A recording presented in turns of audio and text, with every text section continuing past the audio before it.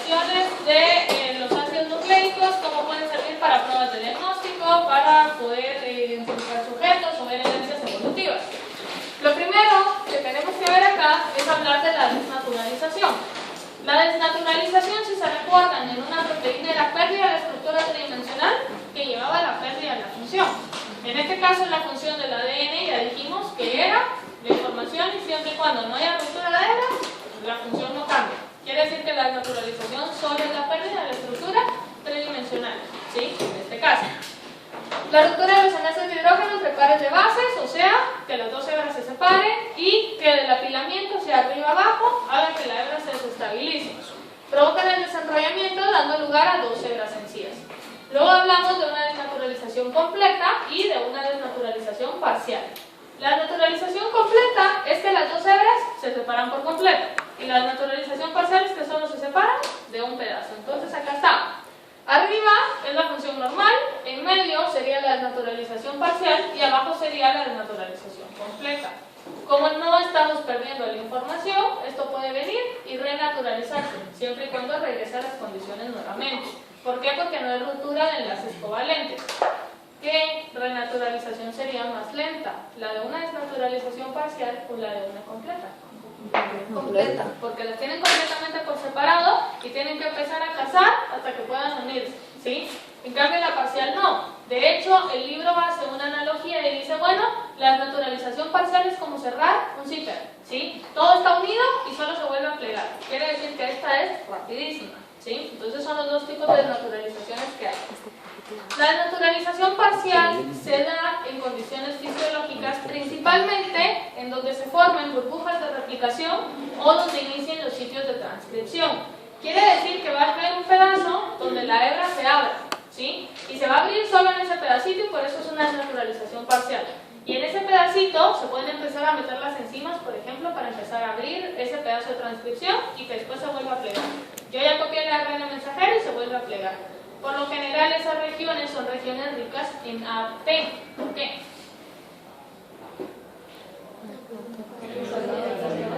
Porque solo forman dos puentes de hidrógeno, por lo tanto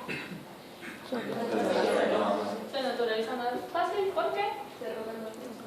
¿Por qué se rompe más fácil? Por menos fuerza. Requiere menor energía para romperse, ¿sí? Entonces acá nosotros vemos que, por ejemplo, en el proceso de transcripción tienen la caja TATA, por ejemplo, que está hecha de secuencias AT, que es muy fácil que se reconoce y que a partir de ahí esa región promotora se empiece a abrir, ¿sí? No sé si logran verlo, pero ahí en esa imagen donde están las flechitas negras hay unas burbujitas, ¿sí? O sea, la hebra de ADN que se está empezando a abrir. Esas son regiones ricas en AT.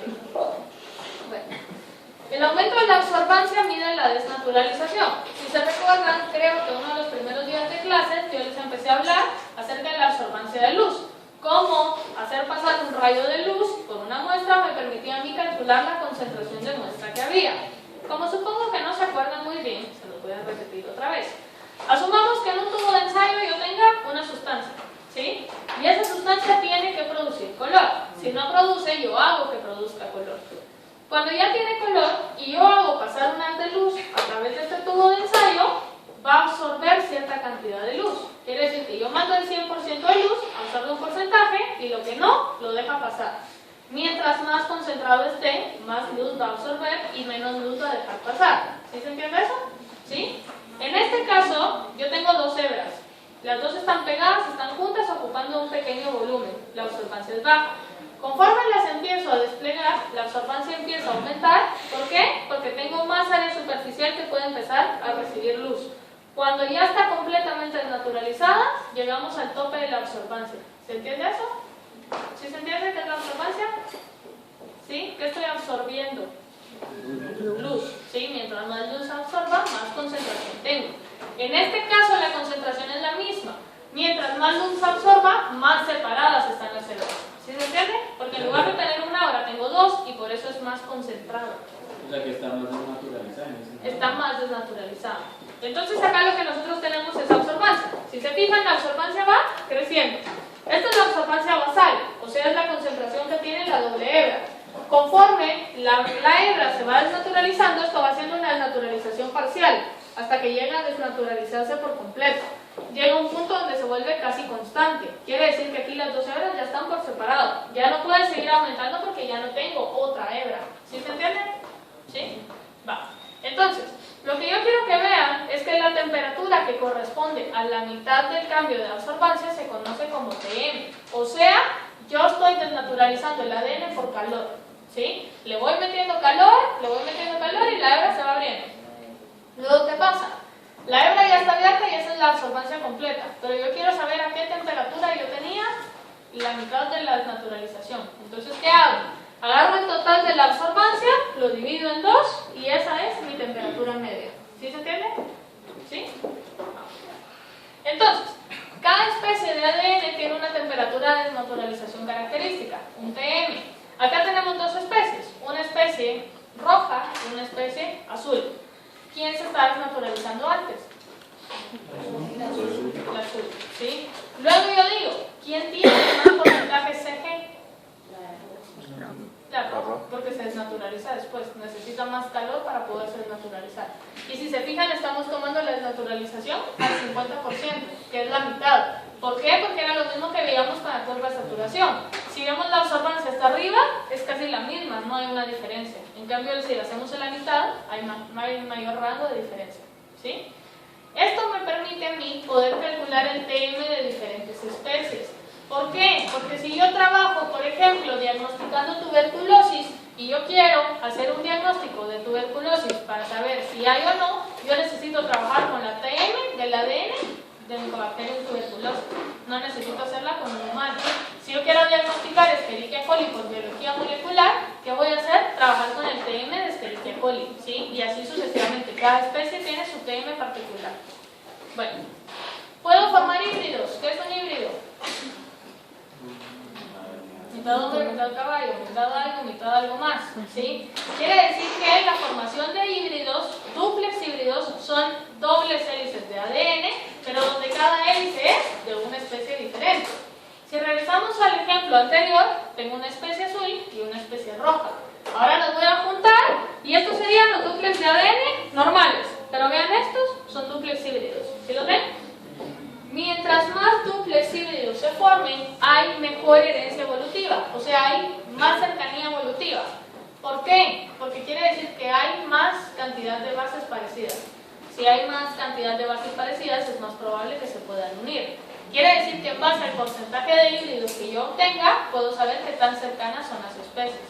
Si yo mezclo ADN de un humano con ADN de un mono, por ejemplo, voy a tener un porcentaje de híbridos más alto que si yo mezclo el ADN de una cucaracha con el de un humano, ¿sí? El porcentaje de híbridos va a ser menor, si es que se llegaran a formar. Entonces acá, ¿qué tengo que hacer primero? Desnaturalizar los dos ADN distintos. Los desnaturalizo parcial o completo. Completo, pues los necesito todos separados. Luego lo que hago, los estoy desnaturalizando con calor, una alta temperatura. Empiezo a bajar y bajo la temperatura por debajo del TM. ¿Por qué la bajo? Para que se unan. Si yo no bajo la temperatura, siempre van a estar desnaturalizados. ¿Sí? Entonces, poder bajar la temperatura por debajo del TM me permite a mí que se forme la mezcla. Luego entonces se da la renaturalización. Regreso a las condiciones normales. Las condiciones ya, temperatura estable y todo lo demás. Entonces ahora ya veo la cantidad de híbridos que se llegaron a formar. Y por lo tanto poder evaluar la herencia evolutiva. No me sirve solo para eso, tiene un montón de aplicaciones. Puedo hacer, por ejemplo, predicción de enfermedades.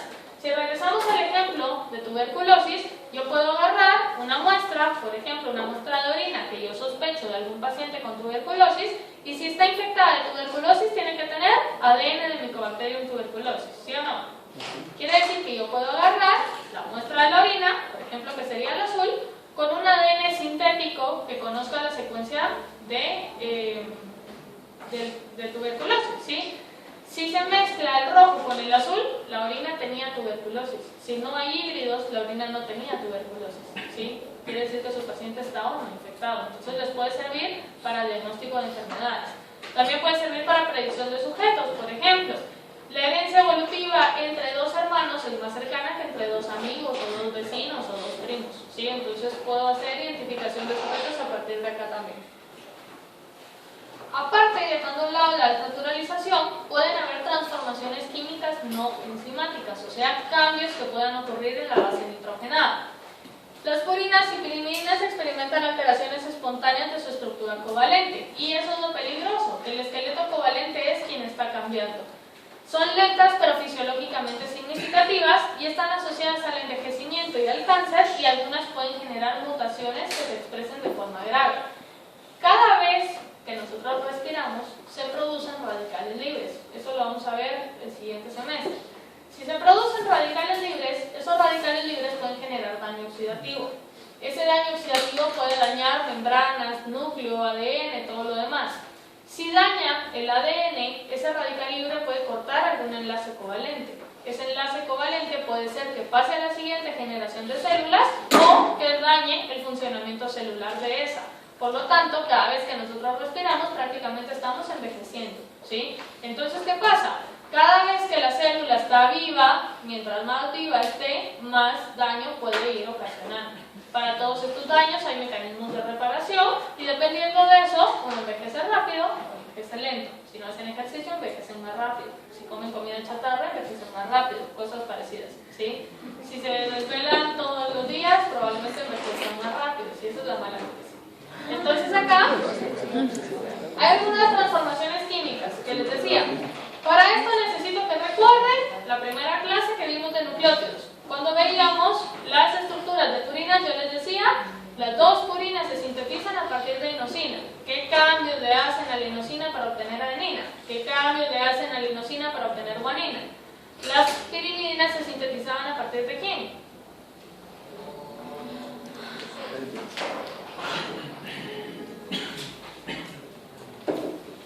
¿A partir de quién?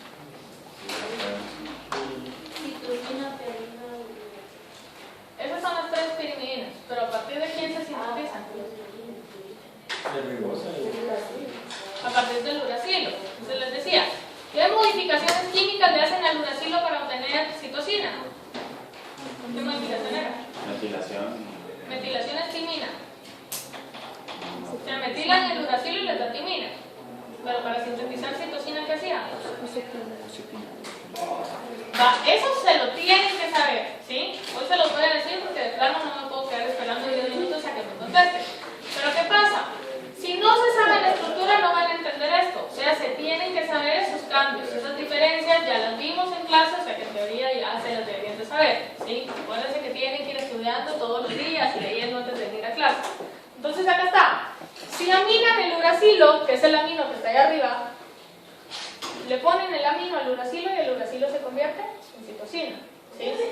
Si hacen el proceso contrario, si hacen una desaminación de citosina, ¿en qué se convierte la citosina? En uracilo. Entonces, asumiendo que yo tengo el enlace guanina, citosina, ¿sí? Está formando el triple enlace, esta citosina puede sufrir desaminación y ¿en qué se convirtió? En uracilo. Y ahora me queda el enlace guanina, uracilo. ¿Se recuerdan que eso lo vimos ayer en clase? ¿Sí? Vimos que habían algunos dobles enlaces que podían formarse entre guanina y uracilo. Por lo tanto, les decía, ese uracilo, que antes era una citosina, si estuviera presente en ADN, yo no pudiera distinguir entre el ADN de ese uracilo y el uracilo del ADN. Y les dije que por eso evolutivamente era que el ADN no tenía uracilo, sino tenía timina. Porque cada vez que una citosina se desamine, el ADN la puede detectar como un error, ¿sí? La detecta como un error y aquí es donde entran los mecanismos de reparación y quitan ese uracilo para volver a poner una citosina. En el caso del ARN no se puede. La ventaja con el ARN es que muchos codones codifican para un mismo aminoácido. Quiere decir que la presencia de uracilo casi nunca cambia el aminoácido que se va colocando, ¿sí? Y por lo tanto el error en el ARN no es permanente. Entonces puede ser que este esté mal, pero el otro ARN está bien. ¿Sí se entiende? ¿Sí? Va. Lo que estamos viendo abajo es una desaminación. La hipoxantina es el anillo de la inosina. Si se recuerdan, yo les había dicho que se sintetizaban a partir de inosina. Quiere decir que xantina es sinónimo de inosina. Si yo le pongo un grupo amino a la xantina, formo adenina. Si yo desamino la adenina, regresa a ser hipoxantina. Yo lo que quiero que vean es que sigo teniendo otras bases, pero son modificaciones por rupturas de enlaces covalentes, ¿sí? Entonces ahí está, la desaminación es la pérdida espontánea de los grupos amino exocíclicos. Y aparte puedo tener despurinizaciones o despirimidizaciones, que son hidrólisis del enlace beta-glucosídrico. Ustedes ya saben que beta estamos hablando de carbono anomérico entre la base y la pentosa. O sea, yo tengo el nucleótido aquí y lo estoy cortando acá. ¿Qué me queda? Una base nitrogenada ahí, un fosfoazúcar, ¿sí? Quiere decir que tengo el fosfoazúcar y la base nitrogenada. Eso entonces empieza a generar sitios apurínicos o apirimidínicos dentro del ADN. O sea, no va a haber complementariedad de bases porque ya no hay base, ¿sí? Acuérdense que lo que va unido es el fosfoazúcar, ¿sí? Entonces, aparte, se pueden formar entre las piriminas, es más común encontrar anillos que se forman por enlaces covalentes. La luz UV puede inducir la condensación de dos grupos etileno para formar un anillo de ciclobutano. Para que me lo puedan entender, les voy a enseñar qué es el anillo de ciclobutano. ¿Qué es esto que tenemos acá? Si se fijan, esta es la hebra de ADN normal. Este sería el apilamiento de bases, una arriba de la otra. Paralelo a esto está con otra hebra, ¿sí? Que sería lo que está acá. Pero ¿qué pasa? Cuando existe radiación, y la radiación puede ser a partir de la luz UV, se pueden formar enlaces de tipo covalente, de acá para acá, o de acá para acá, o de acá para acá, o donde sea, ¿sí? Si se formaron de tipo covalente, quiere decir que ya no hay apilamiento de bases, porque el apilamiento de bases era no covalente, ¿sí? Si se forma el enlace covalente, ahora ustedes imagínense a una prolina metida en una hélice alfa. ¿Qué pasaba?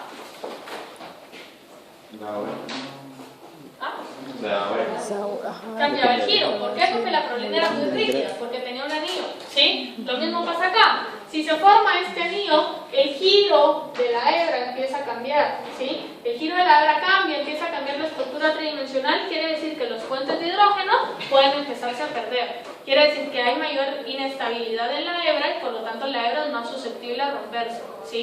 A separarse, a mutar, a lo que sea. Entonces acá si se fijan, estos serían los puentes de hidrógeno acá sería apilamiento de bases y acá que tenemos un enlace de tipo covalente. El peligro con la formación del enlace covalente no es que esté el enlace covalente ahí, es que las radiaciones ionizantes, que pueden ser rayos X, radio gamma o la misma luz UV, puede provocar la abertura de los anillos y la fragmentación de los bases, o sea, se rompe el esqueleto covalente. Quiere decir que ya se formó esto y esto es un blanco para que pueda venir y romperse. En el mejor de los casos se rompería acá, ¿sí? Separando las dos, pero se puede romper aquí, se puede romper aquí, aquí o solo uno, puede abrir el anillo, puede romper la base y por lo tanto puede estar asociado a mutación. Esto pasa mucho con las personas, en general con cualquier persona, con todos nosotros. Ahorita está entrando luz por la ventana y probablemente las células están produciendo ciclos de pirimidina, ¿sí? Todos paranoicos y después bajo el sol. Va, entonces, ¿qué pasa? Se produce ese ciclo y el daño puede existir. La diferencia es que ustedes saben que tenemos mecanismos de reparación. Entonces se daña, inmediatamente viene el mecanismo de reparación a componerlo, ¿sí? Deja de estar dañado y entonces persiste la información de la hebra, no hay una mutación en el mejor de los casos. Cada cierto porcentaje se va acumulando una mutación. Pero hay personas que tienen patologías, por ejemplo como la xeroderma pigmentosa, que está asociada a la producción de cáncer de piel. En el caso de las personas que padecen xeroderma pigmentosa, lo que está deficiente es el mecanismo de reparación. O sea, se exponen a la luz UV y generan el mismo daño que cualquiera de nosotros puede generar. La diferencia es que nosotros lo podemos reparar y ellos no. Quiere decir que el porcentaje de daño acumulado para ellos es más alto. Hay mayor tasa de mutaciones, por lo tanto hay más probabilidades de que desarrollen cáncer de piel. ¿Sí se entiende? ¿Sí? Cuando veamos mecanismos de reparación, que sepanlo y estén tranquilos, que los vamos a ver a detalle más adelante, entonces vamos a volver a hablar de la xeroderma pigmentosa, ¿sí? Bueno, las radiaciones ionizantes son responsables aproximadamente del 10% del total de lesiones en la estructura del ADN causados por agentes medioambientales. Si a eso le agregan deficiencias enzimáticas, factores genéticos y todo lo demás, ese porcentaje va a aumentar, ¿sí? Pero en teoría una persona normal, sin ninguna predisposición, tiene riesgo de padecer acá, ¿sí? Bueno, luego tenemos la secuenciación del ADN. La secuenciación del ADN básicamente es poder entender o poder saber en qué orden están colocadas las bases nitrogenadas. ¿Qué hora es, perdón? 10 menos cuarto. No sé qué dice. Vamos.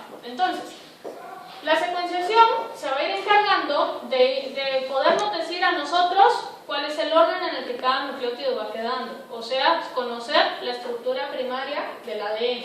¿De qué forma puedo conocer yo la estructura primaria del ADN? Si tomo en cuenta el principio de replicación, que ya lo explicamos hace 2 clases creo, decíamos, tengo un nucleótido, otro nucleótido, otro nucleótido, otro nucleótido, y lo que estoy haciendo es polimerizando. Para que pueda polimerizar yo necesito tener un extremo OH, 3' o 5'. 3'. ¿Por qué? Si se recuerdan esta estructura yo ya se las había presentado, ¿sí? ¿Qué habíamos dicho que era la línea? El azúcar. ¿Qué carbono es este? 5'. Aparte de que está acá, yo sé que el fosfato de este carbono, de este nucleótido, se une al 5'. ¿Qué se une al 1'? La base nitrogenada. ¿Y en el 3', qué tiene un nucleótido normal? Un OH. Y este fosfato es del otro nucleótido que se está pegando, ¿sí? Quiere decir que a este OH se forma enlace fosfodiéster. OH enlace fosfodiéster, OH enlace fosfodiéster. Quiere decir que si yo le quito este OH, yo ya no puedo pegar otro nucleótido acá. ¿Sí se entiende? Si yo le quito un OH a un carbohidrato, ¿cómo se llama el carbohidrato? Desoxi. Entonces, yo colocando 3 desoxirribosas, yo puedo parar la polimerización, ¿sí? Si yo coloco una 3-desoxi, yo ya no tengo ese OH y la polimerización ya no puede seguir. Quiere decir que la paro. Si yo coloco desoxirribosas en el carbono 3 que paran la polimerización y encima son fluorescentes, yo puedo ver en qué punto paró la replicación, ¿sí o no? ¿Sí? Entonces básicamente ese es el principio de la secuenciación descrita por Sanger. Él fue el que la escribió. Entonces acá está. Primero saber que para la replicación utilizamos nucleótidos trifosfatados. En teoría eso ya lo saben porque en algún momento de sus vidas ya lo vieron. Entonces acá está. 3 fosfatos y de estos 3 fosfatos se queda únicamente uno. Quiere decir que este fosfato se viene a pegar a este OH, que es lo que está acá. El fosfato se está pegando al OH, queda unido, forma el enlace fosfodiéster y esto se libera, ¿sí? Entonces, ese es como el pegamento para que se puedan ir polimerizando. Luego, ¿qué hago? Yo voy a agregar desoxistiminas, desoxicitocinas, desoxisguaninas y desoxiadeninas en el carbono 3. Quiere decir que si ahorita a mí me tocaba venir y agregar una adenina sobre una hebra molde y esta adenina viene en desoxi, la replicación va a parar en adenina, ¿sí? Y yo voy a saber que en esta posición va a haber una adenina porque me va a producir un color, ¿sí se entiende? Si yo sé, o la adenina viene y se pega con el OH, por probabilidades puede ser que en la otra posición se pegue una desoxitimina y esa desoxitimina produzca otro color que yo puedo detectar. ¿Qué hago después? Ordenar los fragmentos por tamaño. ¿Por qué? Porque yo sé que conforme más cortos estén, es el orden en el que yo los voy escribiendo. ¿Sí o no? ¿Sí? ¿Alguien se perdió? ¿Seguro? Sí. ¿Desde dónde? Desde los enlaces a OH.